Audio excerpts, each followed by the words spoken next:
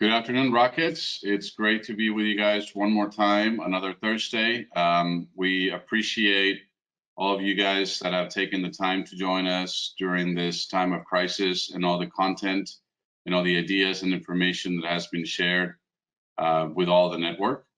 Today, we're going to talk to you guys about 5 steps to grow your business. And with that said, I just want to remind everybody that this call is under our antitrust statement. If anybody needs a copy of that, it is available on our website, and you're more than welcome to read that through and let us know if you have any questions. Today, we invited Frank from Quote Kitchen and Bath. We also have Chad from Wells Fargo, and I think we also have Lenny from Granite Gold Protection. And what we've done is, between the 4 of us, we've formulated a plan to ensure that we are giving you a rocket benefit so that you can continue growing your business aside from consumer confidence going into. So with that said, I do want to share some market conditions with you guys, obviously, and I think we've talked about some of these before, but it's really important to know that our current consumer, regardless of them being a residential, commercial, or even a B2B customer, we're seeing more people aging in place, more people moving back into the household, which is creating a lot of generational or multi-generational households. We also have a multicultural group that continues to grow, and we're seeing how the millennials continue to take more charge as they make up the majority of the workforce today. Now, if this changes after COVID, that is to be determined, but we certainly need to, as business marketers and as business owners, need to start thinking about those generations and how they're making those buying decisions, as well as the ability for them to make those purchases.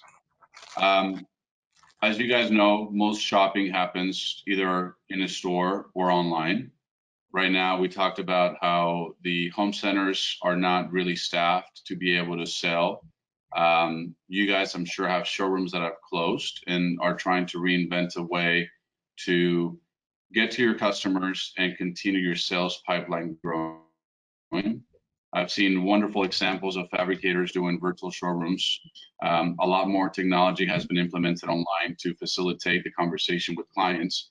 And so there's certainly a reaction that is taking place that is changing the way we shop forever. If you guys look into the sort of age groups of people looking at making a purchase, the concern they have versus going into stores or going into malls is pretty high. Obviously, the younger generation does not feel as bad in being exposed to anything related to COVID. You've seen the news with Florida beaches packed during spring break. But the bulk of our market segment is still concerned with going out and being out in public, especially in the store. We've also seen a 91% increase of online shopping. And yes, call it because people are looking for Lysol or hand sanitizer, but they're still online. And so there's a lot of increase or decrease in people going into stores for natural reasons that we all know, but there's also a huge increase in people being online. So key things to understand of where we are today, and again, this applies to B2B as well as B2C, customers are more qualified. Those that are looking to do a job are more qualified because they're taking the risk. They're willing to go out and make a purchase. So we're seeing less tire kickers out there. I was talking to someone the other day and then mentioned that their closing rate went from 30% to 60% because when people are actually connecting, they're ready to make a purchase. And so the biggest thing is let's catch those people trying to make a purchase and let's help them make a purchase. We also will see people that are not willing to take the risk in using their summer vacation budgets in a very specific niche of the market, and they will use that money to things like remodeling, or it's our job to help them use that budget towards remodeling. This truly hit us in the worst part of the year, as March, April, May is probably the strongest season for our segment, but we're still seeing people spending more time at home and they're improving their quality of life. They're realizing all the things that they haven't done. So they're spending time online researching, planning, and looking at things that they can use to improve their quality of life at home. COVID, I'm not an expert in the subject, but COVID is changing the way people live, is changing the way we all interact. And I believe that people will now spend more time improving their quality of life at home, which you guys are a huge integral part of that. But one of the things that really interests me the most is that people, especially those of us that have kids, are looking for a distraction, longer bathroom breaks, longer walks, because you need to step away from reading the dramatic news and you're looking for something else to look at online. If I see COVID, Kardashians, Jenners, or Tiger King on any of my social media posts or my feeds these days, I just go ballistic. I want to stay completely away from pop culture news, and I want to focus on things that are essentially relevant to my life and to just take me away from that zone. So I think most people would sympathize with that. When we're looking at selling to people in our business, there's two different areas that we sell to. There's B2C and also B2B. And there's six different selling stages. It all starts with first creating awareness. And that awareness is created by both parties or both audiences looking for information. How they look for that information is basically online, the referrals. Back in the day, used to be through catalogs, but most information is done online. 93% of all purchases in general begin with a Google search. And I'll show you guys more statistics. The second one is interest. And obviously both B2C and B2B have different interests, but they're looking at learning more about products. If you look at B2C, when it comes to consideration, they're getting peer-to-peer advice. And when it comes to B2B, they're trying to get their butts covered basically by making sure that they're making the right decision and sharing that information with their shareholders. So how you position your business, the amount of information you're giving them, and how you're providing that information with intent is going to essentially help you be part of that evaluation process and eventually turn that into a sale. So what we want to do is we obviously have been looking at online activity for the most part over the last months. When it comes to our group, we did a research and 67% of our members have a site that has been updated over the last 3 months. 44% of our members have a quoting or visualizing tool, and 82% of our members have a mobile optimized website. 50% of searches happen on mobile. So if at this point your website is not mobile optimized, you need to obviously be able to respond and cater to both B2B and B2C audiences. So what we've done with the group, as I mentioned, with John, Amanda, Frank from Quote, Lenny, and Chad from Wells, we've come up with 5 steps to help you grow your business. And those 5 steps essentially come in with driving traffic to your site, retaining that traffic, converting that traffic into a lead, closing the sale, and building your business. If at any point, you guys have known me for years now, I start going too fast or you guys have questions, by all means, please stop me and I'll be more than happy to address anything in particular. So let's go through and analyze how a website or web traffic works. The first initial thing you want to do is get traffic to your site. Depending on your web performance, that traffic will either leave or stay in your site. Are we clear with that one so far? Very easy. Am I alone? Can somebody just say yes? I get it. Awesome. Thank you, John. All right. Driving traffic to your website is just the beginning, right? So I want to take some time, show you guys how this truly works. And again, I appreciate those of you guys that have taken the time to be here. For us marketers, And even in my past corporate life, marketing is always a subject that people don't understand. They don't want to talk about. It costs money. It's the first one to go off the P&L, and it's the last thing that people want to talk about during meetings. So let me just give you some advice in some areas where you guys need to start thinking about your individual businesses. So as I said earlier, 93% of online experiences begin with a search engine. Google is the predominant search engine available out there. So hopefully none of you guys are searching on Bing or Netscape or any of those, modern day search engines. 57% of B2B marketers stated that SEO generates more leads than any other marketing initiative. And we'll talk about what SEO means for those of you guys that may not know. 81% of people perform an online search before they make a large purchase. So that's your customer audience. And 47% of customers need to get 3 to 5 different sources of peer-to-peer reviews or feedback before they select a company to work with. And 70 to 80% of people ignore paid search results. So having said that, how you get traffic to your website is broken up into 4 different categories. First and foremost, social media, right? So you guys are posting on social media, you're talking about this, talking about that. You need to make sure that your social media content is pushing people to visit your website. It's not about how many likes you get or how many people are following you. It's about how many people are actually taking action to go to your website. So that's a great platform to drive traffic to your website.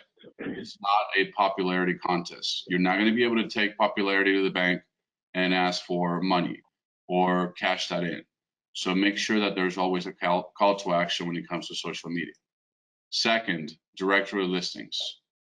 Those could be very beneficial, such as Yelp or such as even Google My Business. Anywhere where you can list your brand and your product will give you higher domain authority, right?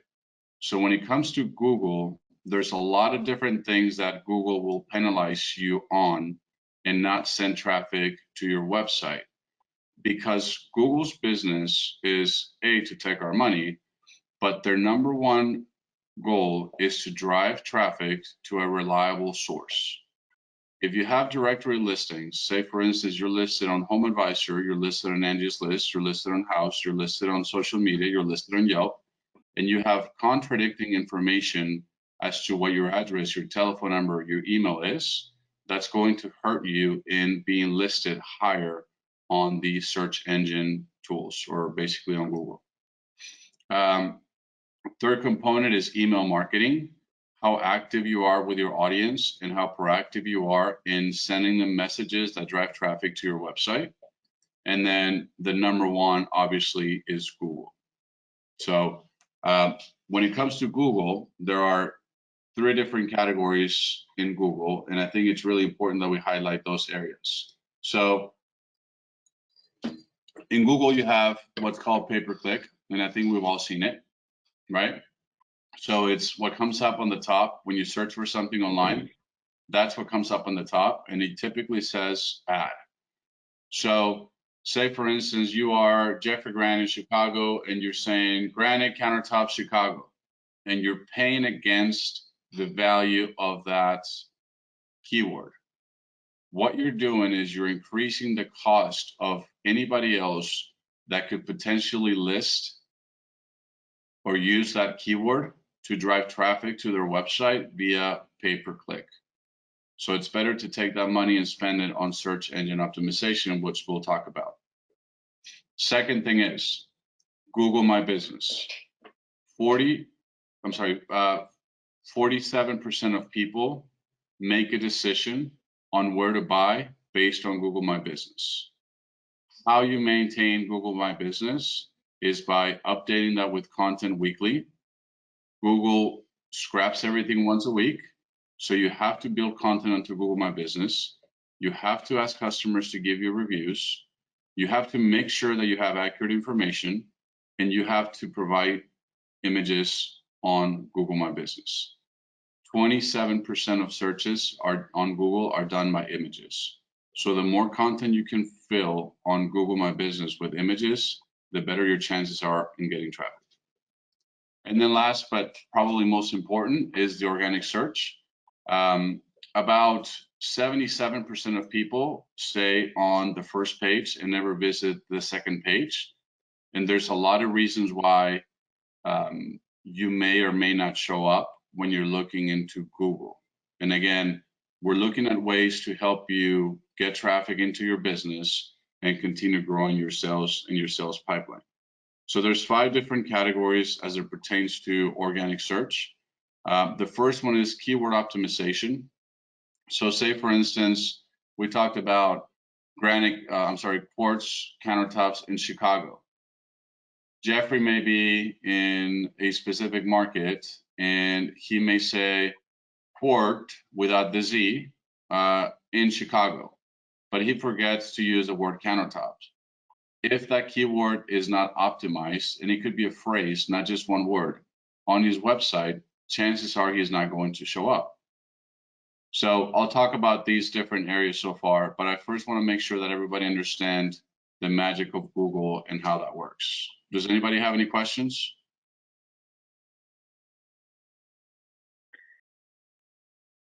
Is there any statistics on the proper allocation of pay-per-click, Google My Business, organic search, where you would put your effort? It sounds like you got to do all of them to really make it work. Well, see, I personally would not recommend doing a lot of Google specific pay-per-click. So say, for instance, you're going into Google and you're searching for countertops in Chicago, right? So you're going to get bombarded by all those ads. So say, for instance, Jeffrey, I'm sorry to be using your name so much. It's because I like you a lot. But countertops in Chicago is a keyword that's being paid for by multiple companies, and they're on a rotating schedule, right? Whoever's paying more is getting listed on the top. The challenge that you have with that is that the more you click on it, the more the value of that keyword is going up. And a lot of times, if the countertop factory Midwest uses countertops in Chicago, or just says the countertop factory Midwest, and you're helping people get to your website faster, you're not necessarily building leads, you're just making it easier for them to go to your website. So in this case, for instance, I'm not sure where Urban would show up naturally on search, but they're making it easier to get to their customer, not necessarily providing a call to action. Do you see what I'm saying? All they're listing is their website. So this would be a better listing because they're actually giving the customer a call to action. So all you see up here is PPC, pay-per-click. What you see here is Google My Business. This is the new yellow pages, and you have to have reviews. You have to have content. You can also go through and measure your conversion based on where people click. So for instance, this person doesn't have a button here that essentially could say call. So if you're on a mobile phone, it makes it harder for the client to call, and they may go on to the next page. And then last but not least, there is your organic traffic, and that's basically your native Google listing. Does that make sense, John? It does. Okay. So going back and through all of that, how you guys can measure your traffic is essentially by reviewing your Google Analytics and making sure that you have good traffic. And there's a couple of things that you have to be able to review your Google Analytics. I would hope that everybody at this point has Google My Business set up for their business. They will come back after you. If you have a sign outside of your showroom that says Stone Miracle, and you bought a business and the business is now called Stone Experts, they will penalize you and take off your listing if your location does not match what the photos that are being provided, as well as your business listing name. Again, Google is in the business of driving people to the right resource. So as it pertains to web performance, how it works is you have to have a couple of different things, right? So let's say you're getting traffic to your website and people have either the ability to go or to stay. The first thing that you guys have to think about is provide content with intent. What is it that you're giving your customers to be able to come to your website? So although many people may not be buying right now, or we may think that customers understand the countertop buying process, it's okay to go back to square one when you first learn to cut, install, or measure and install a job, and use that information to give to new customers. We all tend to assume that our customer already knows what the buying experience is, but you're probably doing 200 kitchens or 3,000 kitchens a month, and you're in repetition production mode. Let's provide customers content with intent so they know exactly to come to you for a right source. You have to have focus keywords on your site. So you have to analyze the keywords that are important in your market. If you say an important keyword for me is quartz countertops, you're going to be fighting against quartz manufacturers. If you say an important keyword for me is quartz in Spring Valley, Texas, you're going to be able to pick up that local traffic that is looking for quartz in Spring Valley. So you have to have very specific keywords on how you're looking at driving traffic. And there's a lot of mechanisms by which you can measure the value of each keyword and the potential traffic that it historically has brought to people's websites. Optimizing images and making sure that images are clear and that they also have context and descriptions behind them. Installation galleries, and obviously meaningful blocks and meaningful content. Do we have any questions on that piece of it so far?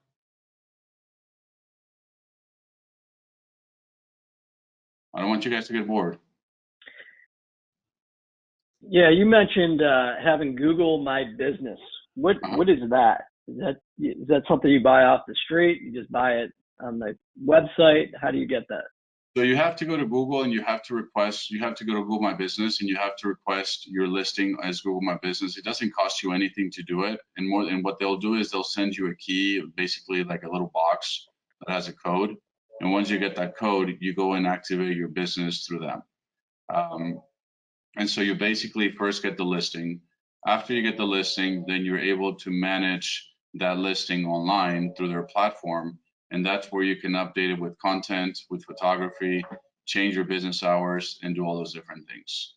A lot of times, Google, Angie's List, Home Advisor, and all those different listings or directory platforms will contact you to say, hey, this is what we can do. But doing Google My Business is the #1 resource where people look for at-home service experts. They look for reviews, they look for content, and they look for a way to contact your business. And it's free. So you just have to know how to do it. When it comes to website health, you have to make sure that you're on a secured and fast server. You have 3 seconds before people lose their mind and they go on to the next thing. We live in a Twitter messaging community and world. If you can't say what you have to say quick, get out. And that's the same thing that happens with website performance. The functionality and the link health of your website is also very important.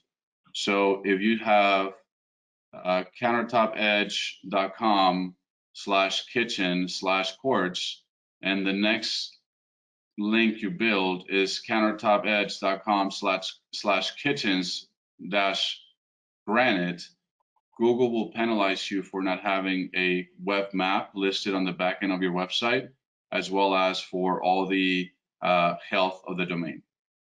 How frequent you visit your website and, update your website, as well as how many backlinks and referrals you have to your website is really important because, again, Google wants to make sure they're driving traffic to the right location. So look into your website health to make sure that you have the right performance. Otherwise, you'll have people immediately leave, and that is what's called a bounce rate. And that's also available through your Google Analytics, and you guys can see how many people can essentially be able to, how much traffic you're losing. So for instance, you're paying for pay-per-click and you're getting 1,000 people coming to your website, but 70% of those people are leaving and they're not going past the homepage, then you just wasted, 70% of your budget. We good? Makes sense. All right. Yes, So go ahead. what is a good bounce rate, would you say? So in our industry, and I have a slide on that, in our industry, the average for at-home services is 57%. Because again, people are looking for anything that is at least 3 different sources of information. So there's a way that you can measure your bounce rate, but there's also a way that you can measure your returning visitors. Now, bounce rate is not necessary. Having a bounce rate is not necessarily a bad thing. So if you're in the 70%, that means that you probably created a campaign, you sent an email newsletter that included an individual landing page, and people just went to read that blog and then they bounced off your website, and that goes against your bounce rate. But it does help you analyze how you can optimize your web content to retain more people on your site. And it also gives you the ability to create more call to action on any of the pages that you have. And that's how lead conversion happens. So with lead conversion is when you actually take the traffic that's coming onto your site and you're actually turning that traffic into a lead. And that's why our buddy Frank from Quote is here, because he's got a great tool that allows us to quote, design, schedule, and visualize the products that you're selling to your consumers. So you first have to get the traffic into your site, and then you have to turn that traffic into a lead. And you do that by providing good web attributes. So say, for instance, you have a website, and on your website, you have a quote visualizing tool on the first page. Then you also have a schedule a call, fill out a form. There's different ways by which you can measure your conversion rate, is what it's called. So you have to activate those conversion points on your website through Google Analytics. And you have to say, I want to see how many people click on my May promotion.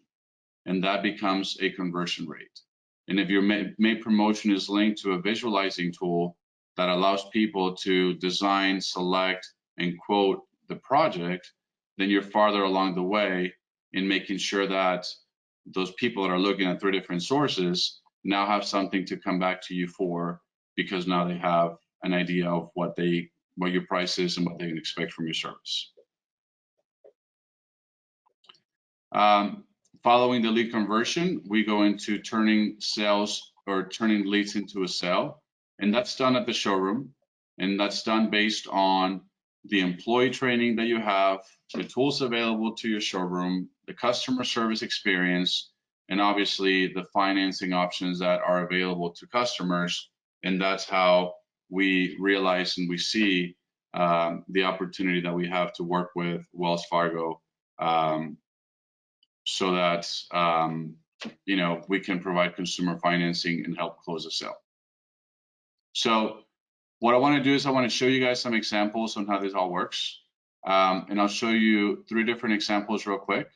So let's say your website is getting 1,000 visitors and you're measuring that through your efforts on social, your PPC, your SEO, your web health, and all those things, right? So you get 1,000 people coming to your website. You have 70% of people that are bouncing off of your website. So you're retaining 300 potential clients. Your conversion rates based on your action call or calls to action on your website is 20%. So now you have 60 people from the 300 that you've converted, and your closing rate at the showroom is 30%. So you closed 18 jobs out of the 1,000 people that came onto your site. A better number would be to measure what you're closing based on what's actually coming in. Now, keep in mind that bounce rate and lead conversion is no different than having a clicker at the front of your showroom when people walk in, right? So you have to be able to manage this business properly and ensure that you have a proper call to action. And if that's done through quoting or visualizing or make a call or fill out a form, that's what you have to decide on your business on how you best manage it.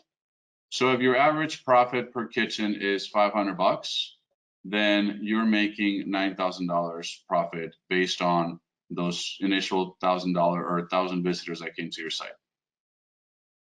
Now, let's look into the same example, but let's say that your bounce rate went from being 1,000 to now it's 45. So you've retained 450 clients that are turning into, or if you keep your same lead conversion at 30%, they're turning into 90 converted clients.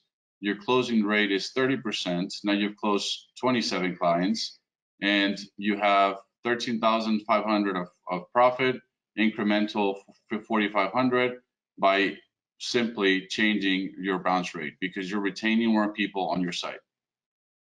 A question on the bounce rate. Yes, sir.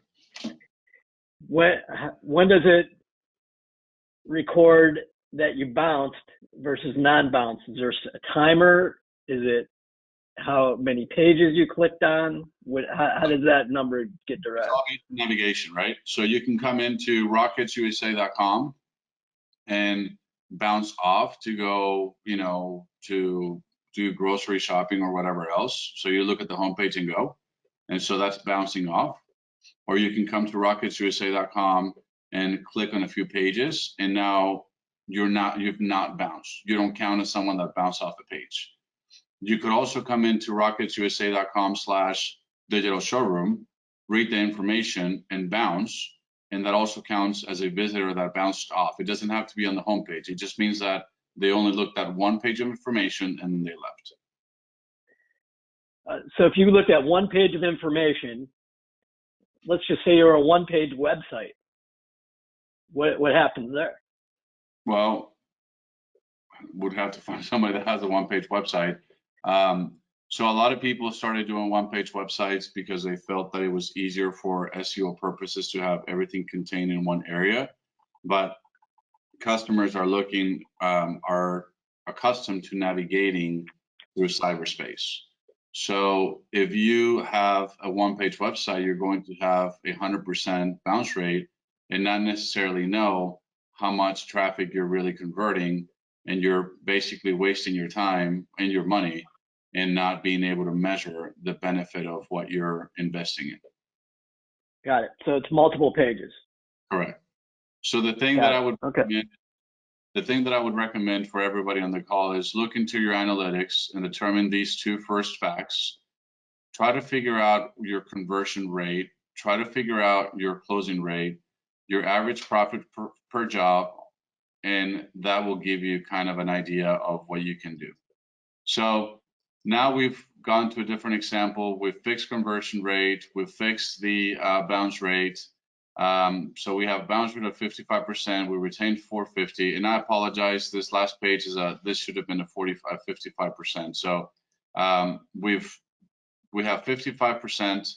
We retained 450 people. We've converted 40% because we also added quote countertop. We added more action or call to action. We had a 10% promotion by click here and receive a free coupon, whatever the lead conversion is. But we turned 135 people over to our salespeople in the showroom, and they've also gotten better at selling. They've gotten better at the customer service experience, and now we've actually closed 27 jobs. So I'm sorry, not 27 jobs. This number obviously that's another typo right there on my part. My apologies, but you've closed close to 70 jobs. So now your profit incrementally grew to $18,000. Now, the best example is if you have increased visitors, you have a better performing website, you have a better performing lead conversion, and you have a better performing closing rate in your showroom, you've increased your profit significantly with the same number of visitors. Now, we have clients that are getting 10 to 15,000 visitors a month on their website. So you can exponentially see how important it is to ensure that you're providing people with the right content and that you're driving them to make a purchase by all the different tools that are available. So are we good so far? Is this too much? Is this the things people already know, or is this repetitive, or just kind of give me some feedback on your thoughts on this content?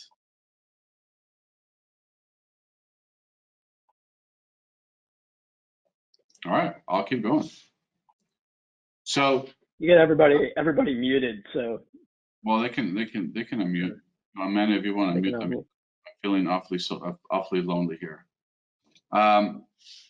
So the one thing to consider is that the cycle will repeat itself if you work it correctly.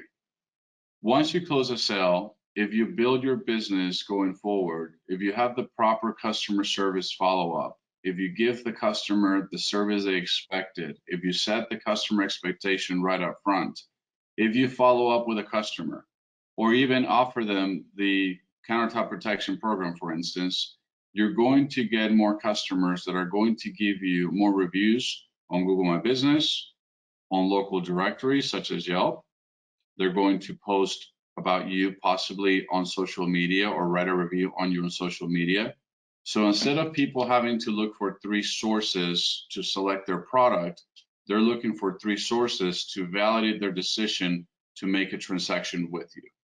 So how to build your business is in large part what happens after the transaction and how you build that customer loyalty, which essentially is the referral business.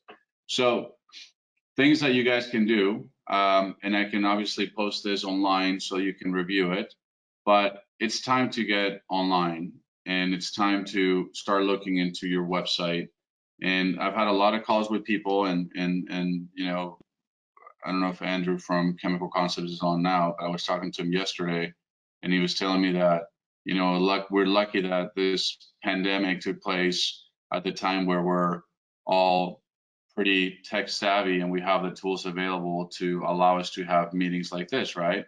So you have to be able to move forward with the times and take action on your website. This is no longer a luxury, it's a necessity to continue running your business. And you guys saw the difference between B2B and B2C and how regardless of what your segment is, they're still going to look for that third-party validation. So what we've built for you guys as part of the collaboration with John and the 4 different companies, we've built the ROCKHEAD Advantage on how you guys can take opportunity of where we are today, and we're also going to show you how it essentially can pay for itself.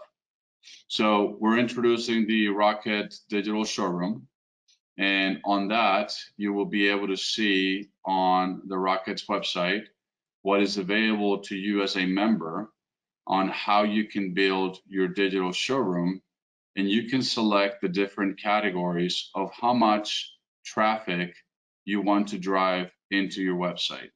If you simply just want to be online with a customized website that has very specific content from the go with optimized keywords from the start, then there's a package available for you.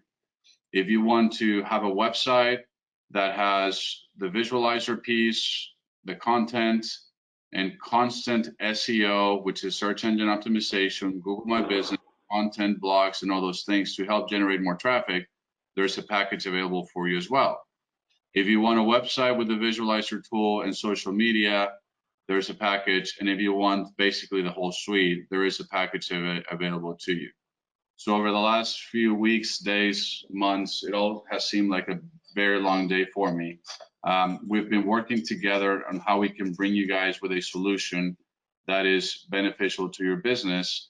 And this is not intended to be a sales pitch or a sales call. This is intended to that you guys need. You can choose how you want to do it or where you want to do it.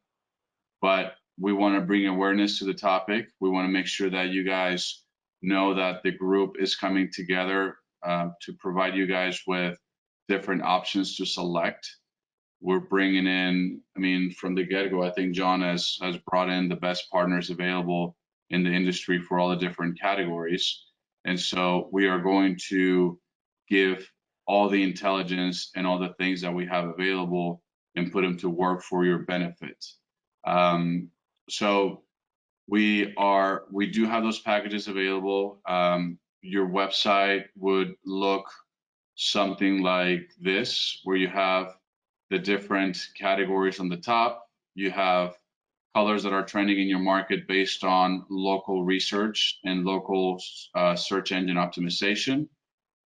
You will also have call to action buttons so that you can increase your conversion rate and build more leads, which would be done through Quote Countertop.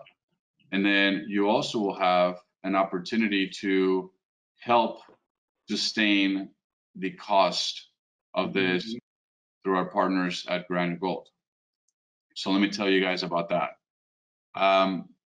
If you offer Granite Gold, your sales ticketed price increases by $300. And if you commission your salespeople with $10, you keep $100 in incremental profit. You sell 18 packages a month.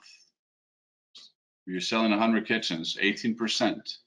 And building your marketing plan, building traffic to your site pays for itself. So that's why we felt it was very important to come to you guys with a package solution that everybody's hurting for cash these days. I mean, I'd like to meet somebody that's not, so I can borrow some money maybe, but I think that the opportunity is that we wanted to give you the resources, the content, the idea, and a plan to pay for it, all with using Rockhead vendors and partners. The benefits you would get, obviously, you build traffic, you build your brand with incremental exposure, you close more leads, improve the customer experience, you connect with your clients, you get more reviews, and obviously you get free marketing as part of the Rockhead exclusive opportunity that we have available through our partners.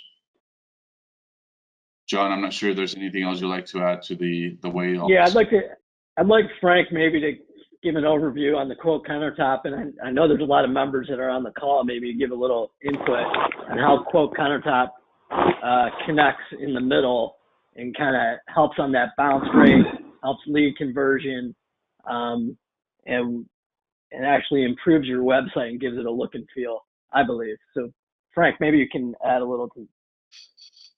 Thanks, John. Great content. I picked up some stuff, Lorenzo, on this. A couple of things on your stuff. I mean, with the takeaways I got from this whole call was that your showroom, your website is basically your showroom, but it's open 24 hours a day, 7 days a week. So now more and more people are going online. So more important than ever, they're not going to your showroom. Your first impression is online. Second takeaway I got was you can't improve what you don't measure. So knowing how many people are calling you, how many people are on your Google My Business listing, how many people are on your website, just like measuring what you have in your shops, right? You're measuring your square footage, intake, your P&Ls, all that stuff. It's the same concept, right? If you want to get more sales, you got to measure it. Now, on this partnership, the thing with Quote is we just engage consumers. So the tools keep people on your website 10 to 12 minutes, right? The average time on website is probably less than 2 minutes. So what it'll do, it'll keep the customer engaged. It'll keep them on the site, which will help with your SEO, your Google rankings. On top of that, if your website's your showroom, no one's there to help them. So a customer wants to know what it's going to look like and how much it's going to cost. So we put an online quoting tool on there where they can get a budget number of how much the kitchen's going to cost. Put a design tool up there so they can see what it's going to look like, right? So those are going to actually help you generate more leads. Your contact us form, maybe 1 to 3% of the time people fill that out. You need engagement tools to get people to fill out information. So really what our tools do is it converts people at 14%. I've seen as high as 30% because they want to know what it's going to look like and how much it's going to cost. The last thing we just turned on was the online checkout. So in our industry, we have the best machines you can buy, right? Robot arms, water jets, but the front end of our business is way behind. You can buy a car online, you're buying groceries online. Now with our software, you can take deposits and check out online. So some of those features tied in with bringing people to the website, it's a great way to get them to sign up and get a deposit and engage those consumers, generate those leads.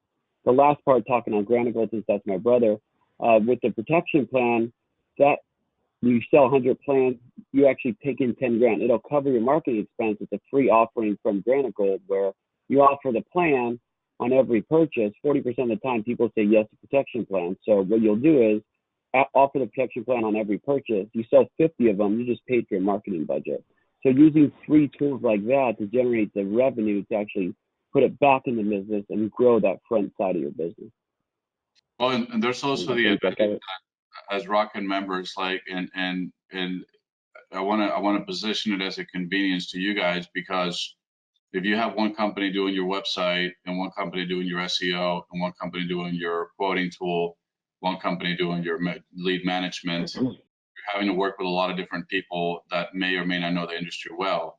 With us, understanding that you guys have different product offerings, you would have to give us your product offering, and then we, Marquette Group, would coordinate with Code Countertop and give you a turnkey solution. So it's really plug and play. And again, this is something that is obviously beneficial to all of our businesses, but it's also something that's available to you guys because of the opportunity that we have to bring all these different parties together. Not to mention that with the consumer financing piece that we have with Chad, you can also roll that $300 protection plan into the customer's financing. So now your customer is really paying for your marketing efforts because they're adding that line item to their overall ticket sale. Yep, exactly. And in any great business, if you look at it, they turn their consumers into their salespeople. So your social media, the review sites, it's getting your consumers to actually tell everyone how great you are, get them to share your content for you. And with a company like Marquette, being able to drive that customer engagement is very important. So I think it's not just having the quoting tool, you got to be able to drive people to it, right? You need the protection plan, the customer service, and how to get, that raise your average ticket. There's other great softwares out there with the average ticket raise and all that good stuff. So I just want to thank you guys for letting me on the call today. Well, thank you. Are there any questions that we can answer for anybody? And again, this call is intended to give you market and process insights, obviously with a package as well. But are there any questions that we can answer for anybody related to any of these processes or any of these things? Amanda, if you would unmute the phones, it would be great. Jeffrey, can you hear me now? Yes, sir. So I don't have a question, more so than I want to make a comment, unsolicited, but we use Marquette. Hey, Jeffrey, do you have your phone and your computer on? No. Okay. No, I mean, I don't know. All right, I don't know who caller it is, but go ahead. So you can hear me, yeah? Yes, sir. Okay. So unsolicited, but we I connected with Lorenzo probably about a year and a half ago to completely redesign our logo on our website. And, I think I'm a relatively tech-savvy guy, but I don't pretend to know much about, websites and SEO. And I'm telling you, Marquette just knocked it out of the park. They took care of us. We still work with them now, and they're amazing. So I know Lorenzo doesn't like to sell himself. He really, does this and provides all this content. But if you have not done any of this marketing or your website, you'd be doing yourself a disservice by not calling Lorenzo and his team and asking for some help. That's just my 2 cents. I'm going to take my hat off now. Thank you, Jeffrey. Appreciate that. And we, we're seeing, for instance, growth in the companies that we're supporting, obviously these days, much more than ever. I'm not sure I think Robert is here from Precision, but Precision has grown their web traffic 40% just over last year, this year so far. And I think that it's important to know what content you're putting on the site. It's important to have access to tools and to the information that needs to go on the site. And obviously to leverage the network that we have to continue building your business. Hey, Lorenzo, this is Sean. I have a question. Do you have any data as the percentage of the people that actually buy Countertop online without going to the showroom? So hey, Lorenzo, I was actually, so this is Nick. Lorenzo and John and I are going to be getting on a call, I believe, next week. And some confidential information, I just want to let you know that the box store business is putting a tremendous amount of money into the platform of buying online, specifically in countertops and cabinets and countertops. So there is a huge campaign that is going out from a big box store. I can't specifically say, but they are pouring double the amount of money what they did previous year. So if that says anything about it, I think that it's something to look at, because more and more people are going to do it. So just my 2 cents. And Nick, I really, really, really appreciate that, because the market is certainly trending in that direction. As a previous home center, whatever I was with my previous employer, I can tell you that those things look great on the surface, but they put the fabricators at more risk, because they will be driving business to their stores. They will be probably getting paid for that through manufacturers, which you guys will continue to get pushed to buy product from one direction. And you lose more control of the business. So it's great to know that they're going in that direction. But I think that we're seeing now that those that have relied on the home center business during these times are struggling more than those that build their business. So, you know, my advice would be try to make sure that you're in control of your business and running your own operation versus sort of just picking up what's being sent your way or push your way. Lorenzo, I have a question that I would love maybe you guys could even poll and ask about it. So one of the thoughts and one of the things that we're going to be getting on is if we did a campaign and not the ROCKHEADS, right? Let's just say that it was ABC Granite, and ABC Granite did a national ad campaign to draw clients in for countertops, and can specifically take that lead that they know from the website and then rechannel it to a ROCKHEAD member. And if ROCKHEAD members would love, because if we put all the power into one, wouldn't it make sense to be able to take those leads and then generate those to the areas that, to a zip code?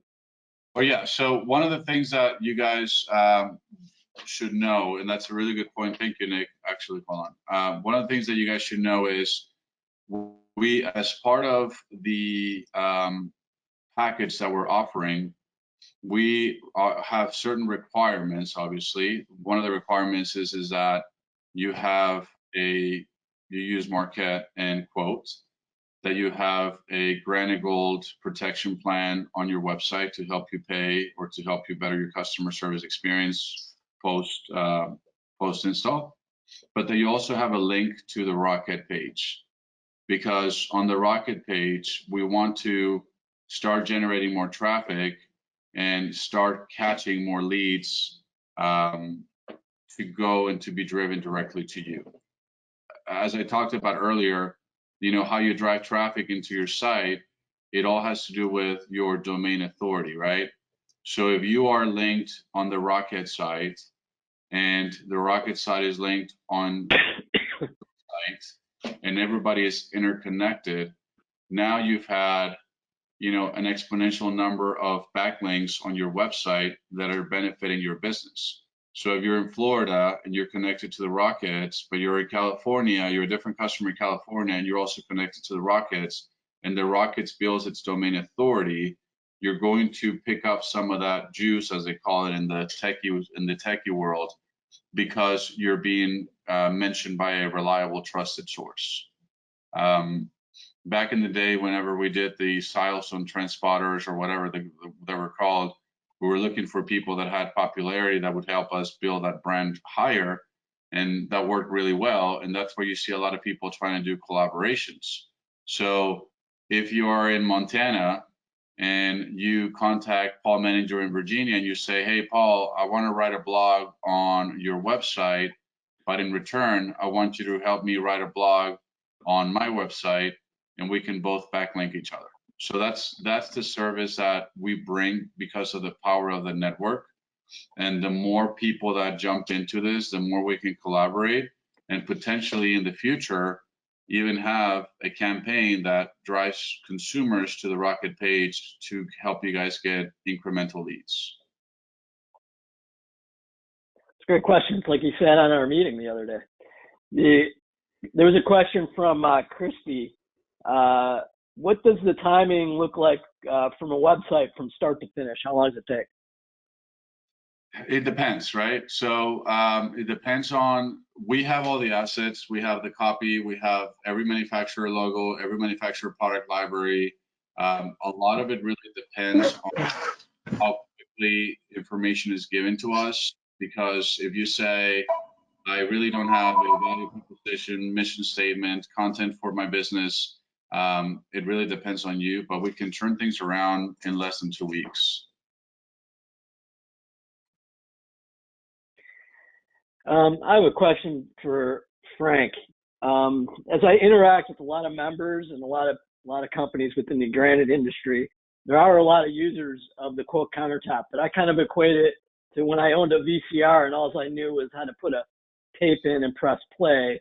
What's the biggest weakness or tool that people are not using in quote countertop that they can expand better or improve on using?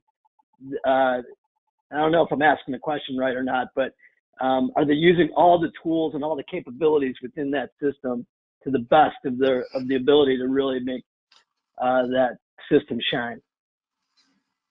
All right, great question. You know, it's a big part of it is sometimes they'll just put it on their website only. They don't have a lot of traffic. They won't put it on social media. It goes on Facebook, it goes on House, it goes on Twitter, it goes on Pinterest. So sometimes they pop it on their website. They don't put it in a prominent location where you can get to it, and then the results will come down from there. A lot of our customers are also not leveraging the tool to use it for dealer accounts, to use it with their kitchen and baths, to use it as a landing page for their social media and their Google ads. But the big thing is a lot of people don't know that the tool can be used everywhere, not just your website. Gotcha. Great. Any other questions? I know we're a little bit over on time, so but I wanted to keep it open for everybody. All right, before everybody hops off, next week's call, we're going to roll out. We suspended the operational ambassador program. We're going to be sending out a lot of correspondence to make sure that the operations teams attend the call next week. But we're going to stick with the 2 p.m. Call that we've been doing every Thursday and roll out and start a rollout of the operational ambassador program by Ed Hill and myself as a moderator for that team. It's directed more towards your ops teams, but we still want to keep it open for owners or any other part of the company. But this is going to be a soft rollout of the operational ambassador program. Then we're going to position the finance ambassador program and get that rolling, as we kind of got derailed a little bit by the COVID-19. So I wanted to just mention that real quick. So you see the schedule, and we'll be getting that out to everybody. You guys, fantastic job, Lorenzo, Frank. Thank you guys for ton of information. And for a lot of our special guests that joined us, our sponsors, I know that I saw people from Baca, from Braxton Bragg. My dear friend Gina Covell is also on the line. So everybody that joined us today as a guest, we appreciate you being on. Aaron Crawley, I believe, is online as well. And look forward to continue talking to you guys. If you have any questions, by all means, contact Amanda, myself, or John, and we'll be able to answer any questions you have. And we wish you to stay safe and let us know how we can help you. Thanks a lot for your time. Thanks, guys. Be safe. Bye, everyone. Have a good day. You too. Thanks. Thank you, guys.